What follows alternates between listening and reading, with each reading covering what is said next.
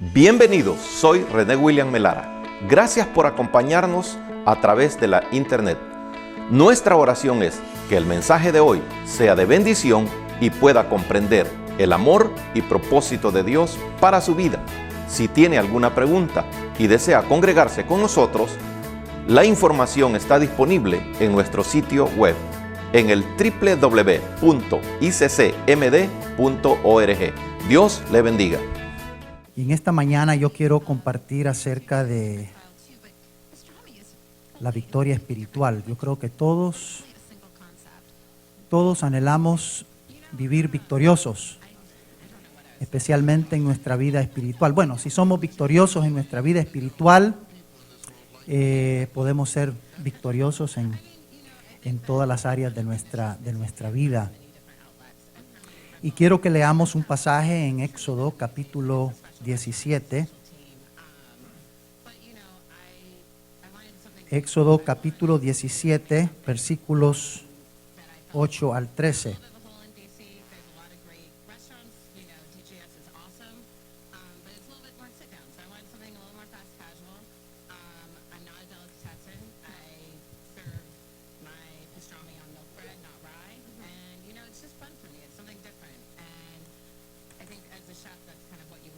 Amén.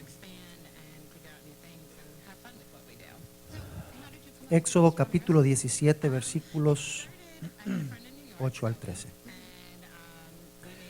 Entonces vino Amalec y peleó contra Israel en Refidim.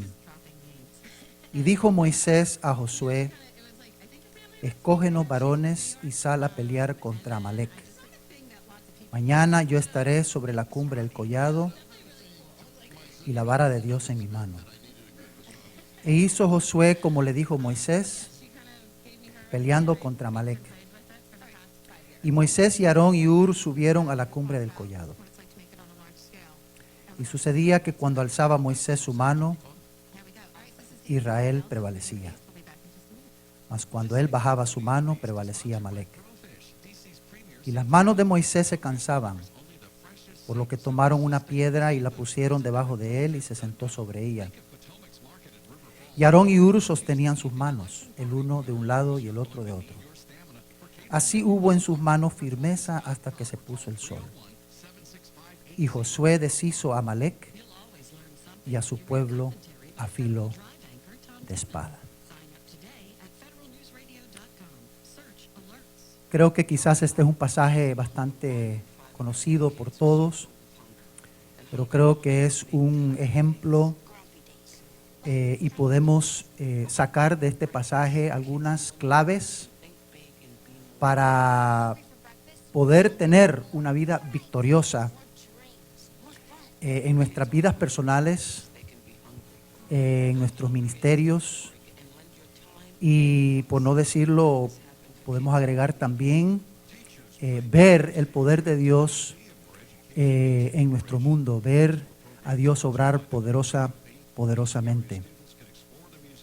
Creo que en esta mañana quiero compartir tres claves que podemos sacar de este pasaje para la victoria. En primer lugar, vemos cómo Moisés dependió de Dios para batallar contra los amalecitas. Moisés fácilmente en la carne pudo haber dependido de sus experiencias del pasado, cómo Dios lo usó para obrar milagros, para sacar al pueblo de Israel de Egipto, para partir el Mar Rojo. Y él pudo haber mandado al pueblo del Señor y confiado, bueno, así como pues Dios ha obrado por medio de mí y Dios ha cumplido con su promesa, pues él va a darle la victoria al pueblo de Israel. Él pudo haber dependido en las promesas de Dios del pasado, de los resultados de la obra de Dios en el pueblo de Israel en el pasado. Pero vemos en este pasaje cómo Moisés nunca bajó la guardia, como decimos.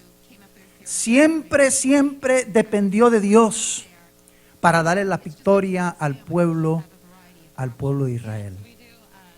Y así como el pueblo de Israel estuvo en una guerra y venció, nosotros estamos como cristianos, como iglesia del Señor, en una guerra espiritual. Estamos en una guerra espiritual y podemos vencer porque Jesucristo venció. Nosotros tenemos esa esperanza. Sabemos que para Dios no hay nada imposible y sabemos que Él cumple con sus promesas, pero Él busca hombres y mujeres dispuestas a ser usadas por Él para mostrar su poder y para traer victoria, no solamente al pueblo, pero para el reino de los cielos, para que el reino de los cielos sea extendido. Estamos en una batalla espiritual y nosotros no podemos depender o confiar, como dije, con relación a Moisés, de logros del pasado, de puestos que nosotros hemos tenido o tenemos, de la experiencia, del conocimiento ni de las habilidades para hacer batalla espiritual, porque nuestra lucha no es contra carne ni sangre, sino contra principados, potestades y gobernadores de las tinieblas, como dice Efesios capítulo 6, versículo 12. No podemos darnos el lujo de bajar la guardia en ningún momento, porque tenemos a un enemigo que es inteligente, no es sabio. Hay una diferencia entre la inteligencia y la sabiduría. El enemigo de nuestras almas es inteligente, Él nos conoce. Él conoce nuestras debilidades, Él conoce nuestro pasado, Él conoce nuestras circunstancias, es muy inteligente. Es astuto, Él sabe en qué momento tirarnos los dardos. Él sabe cuando estamos en un momento de crisis quizás en nuestra vida. Cuando hemos bajado la guardia un poquito, cuando no hemos enfriado nuestra vida espiritual, estamos dudando un poquito. O se nos presenta alguna situación quizás de tentación y Él sabe, Él es astuto, Él sabe en qué momento tirarnos esos dardos para hacernos caer. Pero no solamente es inteligente y astuto, pero es fuerte y decidido. Dice la palabra que anda como león rugiente, buscando a quien devorar. Es fuerte, es poderoso y decidido porque sabe que sus días están contados y Él anda buscando ver quién se aleja de Dios y quién le acompaña a Él a esa muerte eterna. Y por eso necesitamos las armas del Espíritu, porque son poderosas en Dios para la destrucción de fortalezas.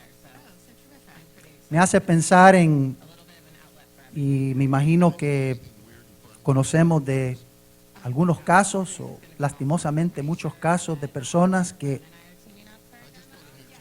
han bajado la guardia en su vida espiritual y les ha ido muy mal. Pienso en un pastor norteamericano o gringo que pastoreó una iglesia muy grande en el estado de California, una iglesia de miles de personas. Había tenido éxito, por lo menos en términos humanos, en cantidades numéricas, y bueno, supuestamente las cosas iban bien, pero nadie en realidad conocía la condición de su corazón y su condición espiritual. Y de repente, bueno, para las personas fue de repente, cayó, pecó, tuvo que dejar el ministerio, afectó a su familia. Fue una experiencia dolorosa para sus hijos. Y después una de las hijas de él, comentó de que después de pensar en todo lo que había sucedido, no le sorprendió lo que le pasó al papá. Porque ella recuerda que él le decía a ella de forma de jactancia, de orgullo, le decía: ¿sabes qué, hija? Yo puedo preparar un mensaje en 10 minutos. En 10 minutos puedo preparar un mensaje. Él dependió de sus habilidades. Él dependió de su carisma. Él dependió de su conocimiento de la palabra de Dios. Y externamente, pues, todo el mundo pensaba que él era un hombre de Dios y que tenía la unción del Espíritu Santo en su vida. Pero la realidad es que él había bajado la guardia y había dependido en sus propias habilidades, en su experiencia. y se le olvidó que en realidad estaba en una batalla espiritual. Y el enemigo quiere destruir a los líderes. El enemigo quiere destruir a aquellos que tienen influencia sobre otros. Y por eso es tan importante nosotros siempre depender de Dios, no bajar la guardia como hizo Moisés en este pasaje. Él siempre dependió de la ayuda de Dios para darle la victoria al pueblo. No dependió de las experiencias del pasado o los logros del pasado. Me hace pensar en una familia que está pasando ahorita una crisis allá en El Salvador. La hermana es empleada ahí donde nosotros trabajamos, está pasando por una situación crítica en su matrimonio. He estado fuera un mes, no sé exactamente cómo estará esa situación, pero una situación tan triste, porque es una familia, ha sido una familia tan bonita, tan entregada al Señor, un esposo que estaba de líder de alabanza en la iglesia, con potencial de llegar a ser pastor de la iglesia, un hermano muy sencillo, muy humilde, muy entregado a la obra del Señor, y de repente me voy dando cuenta que bajó la guardia en su vida espiritual y le dio cabida al enemigo. Y es increíble cómo el enemigo puede tomar posesión de nuestras vidas si no tenemos cuidado. Y un hombre que estaba entregado, sus hijos lo admiraban, son tan chiquitos los hijos, pero lo admiraban como un líder espiritual y querían ser como su papá, pero bajó la guardia en su vida espiritual y entró el enemigo, un hombre que rechaza el matrimonio, que rechaza a su esposa, que no está dispuesto a regresar al hogar por sus hijos, está encadenado al pecado. ¿Por qué? Porque bajó la guardia, porque no fue sensible y no reconoció lo crítico que es mantener una comunión, una relación personal con el Señor, ser humilde y permitir que Dios hable a su vida. Descuidó su vida devocional, su vida de oración, su vida de meditación en la palabra del Señor, y no tenía esa fresca unción del Espíritu Santo sobre su vida. Y por eso es importante ponernos la armadura de Dios y no descuidarnos para dar lugar al enemigo. Necesitamos depender de Dios siempre, en todo momento. Todos aquí creo que reconocemos que dependemos del Dios o debemos depender de Dios para todo. Para todo, todas las áreas de nuestra vida. A veces podemos distraernos, a veces se nos olvida, a veces nos ocupamos tanto de los quehaceres de la vida que creemos que podemos sobrellevar las cosas con nuestras propias fuerzas. Pero cuidado, tenemos que tener mucho cuidado porque tenemos a un enemigo que es como león rugiente. Pero qué bueno saber que más poderoso es aquel que está en nosotros que aquel que está en el mundo. Gloria al Señor.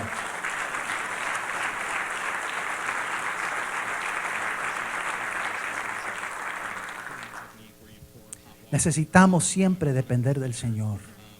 Cuando dependemos del Señor podemos tener esa paz que pasa todo entendimiento. Es ahí cuando en realidad podemos tener esa paz, sabiendo que el Señor está en control de nuestras vidas y que Él conoce cada una de nuestras necesidades y Él sabe lo mejor para nosotros. Él va a suplir las necesidades en nuestras vidas conforme a su perfecta voluntad, que Él se va a glorificar, que no debemos de desesperarnos, que no debemos hacer las cosas en nuestras propias fuerzas, sino siempre acudir a Él y confiar que Él tiene todo bajo control y que Él nos va a dar las fuerzas. Pasamos por momentos difíciles y sabemos que Dios lo ha permitido, no porque hemos pecado, no porque hemos cometido algún error, sino porque son las circunstancias de la vida y Dios las permite para que nosotros siempre recordemos que lo necesitamos a Él, que Él necesita ser glorificado, Él necesita ser glorificado en nuestras vidas. Moisés dependió de Dios, un gran siervo de Dios, pero siempre reconoció su necesidad de Dios. Que el Señor nos ayude a siempre depender de Él. En segundo lugar, vemos que Él reconoció la necesidad de otros. Al leer este pasaje me da la impresión que sin la ayuda de Aarón y Hur, Moisés no hubiera, o el pueblo de Israel no hubiera tenido éxito en la guerra. Ahí estuvieron ellos a su lado. Cuando ya él no podía sostener sus brazos, ahí estaban ellos para acomodarlo, para sostenerlo, para ayudarle. Fueron personas claves y Moisés reconoció eso. Fue lo suficientemente humilde para reconocer la necesidad de la ayuda de otros, que no lo podía hacer solo, que no era un llanero solitario, que no solamente dependía de Dios, pero también dependía de la ayuda, del ánimo, de la fuerza de otros. Y de igual forma nosotros necesitamos de personas que nos guíen, que nos den un buen ejemplo, que nos disipulen. Yo le decía a los hermanos en el primer culto que estaba platicando con un líder de una iglesia grande aquí en Estados Unidos esta semana pasada y estábamos hablando de las misiones y él me estaba hablando de lo que Dios está haciendo en la iglesia, pero una cosa que me dijo que me dejó un poco inquieto. Y no me dijo que tenían miembros de la iglesia que no asistían a la iglesia, pero eran miembros porque veían los cultos por internet.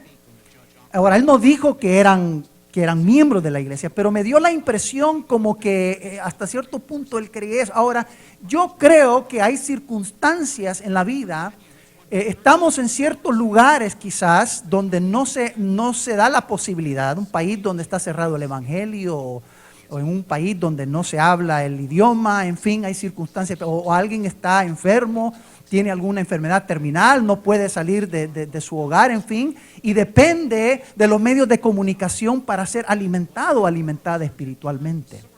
Pero me decía que hay personas por toda la ciudad, en otras ciudades que consideran esa iglesia su iglesia y que escuchan los mensajes y que su iglesia es, y que son miembros de esa iglesia, pero no se congregan.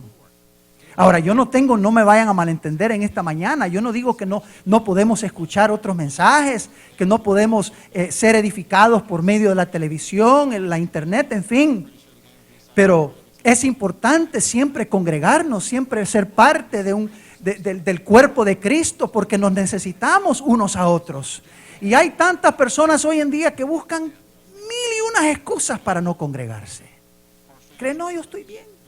Estoy mejor aquí porque así no tengo problemas con otros y aquí me puedo concentrar mejor y aquí recibo la palabra, aquí Dios me ministra. Sí, es cierto, Dios le ministra, pero no hay nada como la necesidad de congregarnos, porque necesitamos de personas que nos guíen en nuestra vida espiritual, que nos asistan especialmente en momentos difíciles. Personas que estén ahí con nosotros en todo momento, que oren con nosotros y pendientes de lo que necesitamos, como dice la palabra del Señor.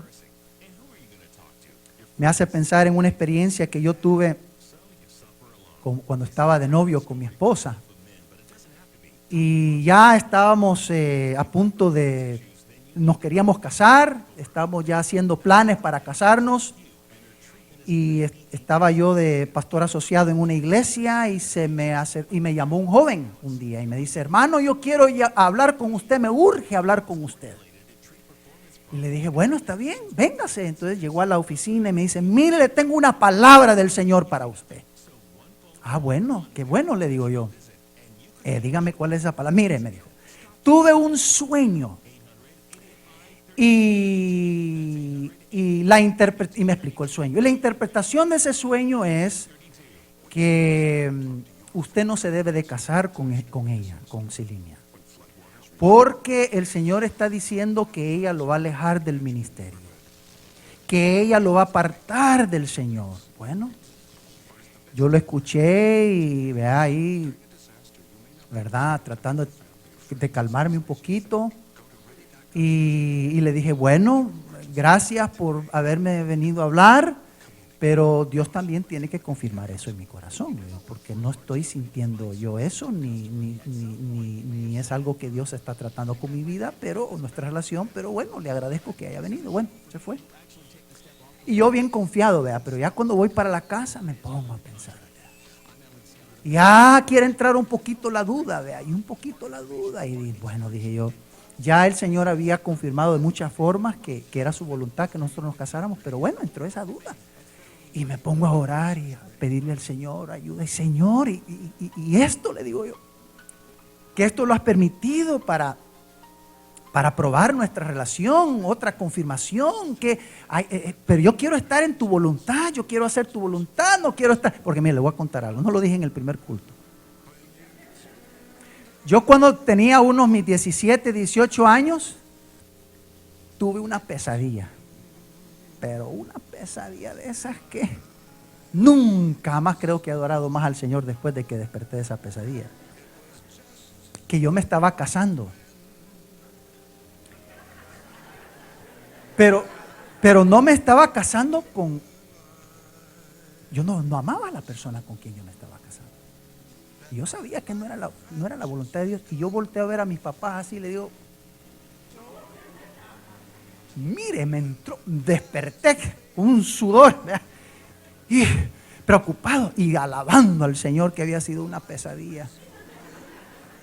Mire, yo dije, jamás quiero estar fuera de la voluntad del Señor.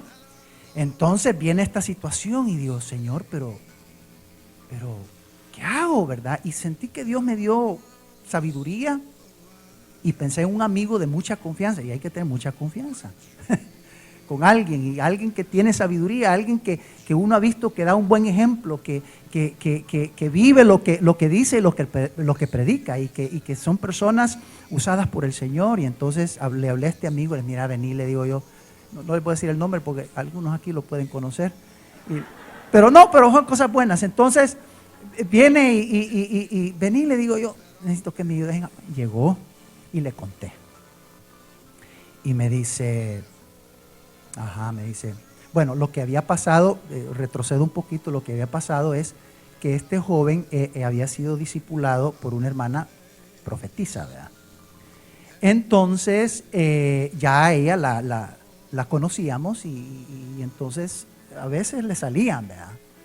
Le salían las cosas y a veces no le salían. Entonces me dice el amigo y él la conocía ella también, me dice, mira, vos conoces a fulanita, ¿verdad? Sí, le digo. ¿Y ella se ha equivocado alguna vez? Me dice. Pues yo creo que sí, le digo. Bueno, me dice entonces, ¿verdad? No, tener cuidado con lo que te está diciendo este muchacho. Te tengo otra pregunta, me dijo. ¿Y vos conocés de alguien de tu confianza, alguien que vos respetás, que te ha dado alguna palabra de alarma, algo que te ha hecho pensar y dudar acerca de tu relación con Silinia? Fíjate que no, le digo yo, gracias a Dios que con todas las personas que yo he hablado, la gente que la discipuló a ella, el pastor de, bueno, fue el pastor de él que nos presentó y todo. No creo que él me hubiera presentado a alguien que no fuera una persona entregada al Señor, sabiendo que soy misionero y estoy en el ministerio a tiempo completo, y en fin, me dice, bueno, está bien, esa es una confirmación, que va bien. Y la tercera pregunta, ¿y vos cómo te sentís? Me dice, ¿te sentís tranquilo? Me sentía tranquilo, le dije yo. No, yo he estado tranquilo, le digo, he sentido una paz yo no entré en detalles, pero le compartí de cómo Dios fue confirmando nuestra relación, porque mi esposa viene de un trasfondo totalmente diferente al mío. Digamos, la familia de ella alejada de Dios y buscando dirección de los espiritistas, tirando las cartas y bueno, una serie de cosas ahí, ¿verdad? Entonces Dios tuvo que tratar muchas cosas en nuestra vida y confirmar que era su voluntad que nosotros nos casáramos. Y entonces le dije, no, pero yo he sentido paz, bueno, mira, me dice, yo creo que quizás ese sueño fue para él, me dice. De veras, le digo yo. Pero a mí se me había olvidado de un incidente antes, ¿verdad? Entonces pasó el tiempo y nos casamos con Silinia y después viene el muchacho. Ay, hermano, me dice, discúlpeme, me dice. En realidad ese sueño no era para usted, sino que era para mí, me dice. De veras, le digo yo. Cuénteme, le digo, estoy interesado en saber.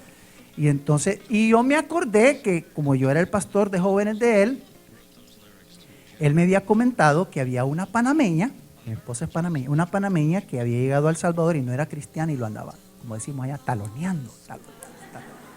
Y él me dice, hermano, ¿qué hago? Apártese de ella, le dije yo, no, usted no la atiende, digamos, usted apártese de ella, porque ella está interesada en usted y ella no es cristiana. Y entonces me dijo, sí, me equivoqué, fíjese, y disculpe que en realidad ese sueño era para mí. Porque si yo me hubiera acercado a ella más, si yo me hubiera casado con ella, ella me hubiera apartado del Señor y yo no le hubiera servido al Señor. Digo eso, hermanos, en esta mañana porque a veces creemos que lo sabemos todo, ¿verdad? A veces creemos que no necesitamos la ayuda de nadie, no necesitamos el consejo de nadie, no necesitamos la exhortación de nadie. Pero ahí es donde se aprovecha el enemigo. Por eso Dios ha repartido dones. Por eso Dios nos quiere unidos para podernos edificar unos a otros, para ayudarnos unos a otros. Y no va a haber ninguna iglesia perfecta, ¿verdad? Porque hay personas que andan de un lado para otro y por cualquier cosita se molestan y van buscando. Como ellos son perfectos, andan buscando la iglesia perfecta. Y lastimosamente ellos son los que sufren más, porque nunca maduran. Nunca crecen en su vida espiritual, nunca aprenden a tratar con los problemas, nunca tratan de resolver los problemas. Y por eso no tienen la madurez para amar como Dios quiere que nosotros amemos. Necesitamos tener experiencias con personas con diferente personalidad, que piensa quizás un poco diferente. Necesitamos escucharnos unos a otros y ayudarnos unos a otros. Moisés reconoció eso. Él necesitaba la ayuda de Aarón y Hur. Y nosotros necesitamos la ayuda de nuestros pastores, de nuestros líderes. Nunca van a ser perfectos, pero son personas que temen al Señor y procuran hacer lo correcto delante del Señor. Y ellos están ahí para ayudarnos, para guiarnos, para asistirnos en momentos difíciles. Que estén ahí con nosotros en todo momento. Porque hay momentos en que uno puede, no es que uno flaquea en la fe, aunque sí, también, ¿verdad? Pero no es que tanto uno flaquea en la fe, pero hay momentos que uno necesita que otro venga a nuestro lado y ore con nosotros, que nos dé una palabra de ánimo. Que quizás ellos han pasado por lo mismo y están ahí y hay esa amistad y entonces nos dan algún consejo que eso nos puede, y solo viendo el testimonio de ellos, viendo cómo ellos han reaccionado a la experiencia, nos da fe para creer que también nosotros con la ayuda del Señor podemos superar esas cosas. Si queremos ser cristianos maduros, queremos crecer en nuestra fe, en nuestro compromiso con el Señor y ser usados, necesitamos la ayuda de otros. Dios bendice la unidad. Donde hay, dice la palabra del Señor, 2 o 3 reunidos en su nombre, ahí está Él en medio de ellos. Mirad cuán bueno y cuán delicioso es habitar los hermanos juntos en armonía. El Señor nos creó. El Señor nos creó con la necesidad de amarnos los unos a los otros, de edificarnos unos a otros. Veo también en este pasaje, por último, la tercera clave, una de las claves para tener victoria en nuestra vida, victoria espiritual, tiene que ver con la perseverancia. La perseverancia. A veces cuesta perseverar. A veces cuesta. Yo me imagino, no sé si ustedes han probado, sería una buena dinámica hacerlo alguna vez. ¿Cuánto tiempo pueden ustedes sostener sus manos en alto sin que nadie les ayude? Así, sostenerlas en alto. A ver, ¿cuánto tiempo? No creo que sea tanto como usted cree. Y bueno, lo que hizo Moisés, ¿verdad? Que levantó sus manos, sus brazos. Y luego dice que vino Aarón y Hur y se los sostuvieron, ¿verdad? Le ayudaron. Aún con alguien sosteniendo los brazos. Me imagino que después de un tiempo tiene que ser difícil, pero dice que ellos perseveraron. No dice que perseveraron, pero ellos se mantuvieron. Perseveraron ahí mientras peleaba el pueblo de Israel hasta que Dios le dio la victoria. Y para tener la victoria en nuestra vida, nosotros necesitamos aprender a perseverar. Aunque vengan momentos difíciles, aunque nos sentimos cansados, decaídos, hemos recibido algún golpe por ahí, pero es importante, por eso siempre depender del Señor, porque Él nos da las fuerzas para perseverar, Cuando pienso en perseverar, pienso en los atletas, pienso en los deportistas. Y el apóstol Pablo hace referencia al corredor, a la persona que se prepara para ganar el primer lugar en una carrera, para ganar el premio. Y pienso en las Olimpiadas y aquellos que establecen una meta y dicen, no van, los que ganan no van solo para decir, bueno, aquí vengo representando a mi país, no importa si llego en último lugar o penúltimo lugar, o la cosa es llegar a la meta. No, los que ganan son aquellos que tienen el ideal de ganarse una medalla, principalmente una medalla de oro, pero ganarse quizás también, o si no ganan la de oro, por lo menos una de plata o una de bronce. Y para poder lograr esa meta, en primer lugar, o para lograr el éxito en su deporte, en primer lugar tienen que tener una meta. Tienen que tener una meta específica.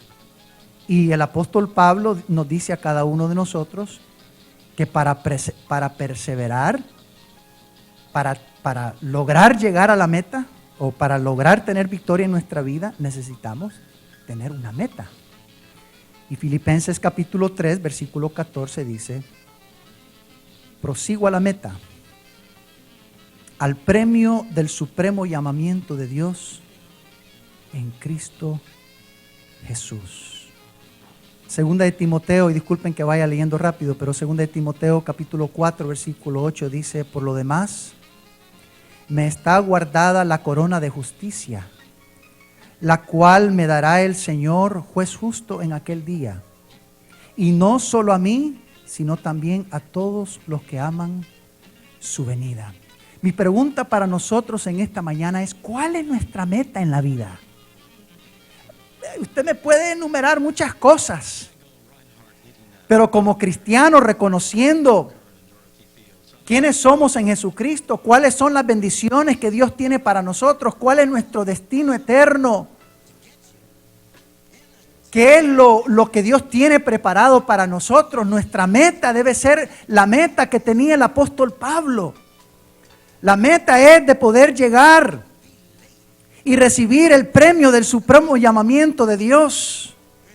Poder nosotros, como dice 2 de Timoteo 4:8, recibir esa corona de justicia que está guardada para nosotros, la cual nos dará el Señor juez justo en aquel día. Ese debe de ser nuestra meta de poder lograr ese galardón, ese premio, esa corona.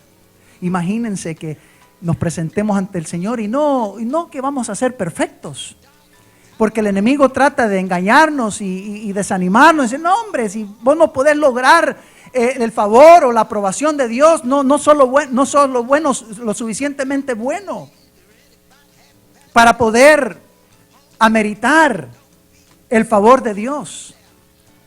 Pero al enemigo se le olvida que, no es que se le olvida a él, pero a nosotros a veces se nos olvida de que tenemos a un Dios lleno de amor y de gracia, y que aunque no somos perfectos, somos lavados por su sangre preciosa.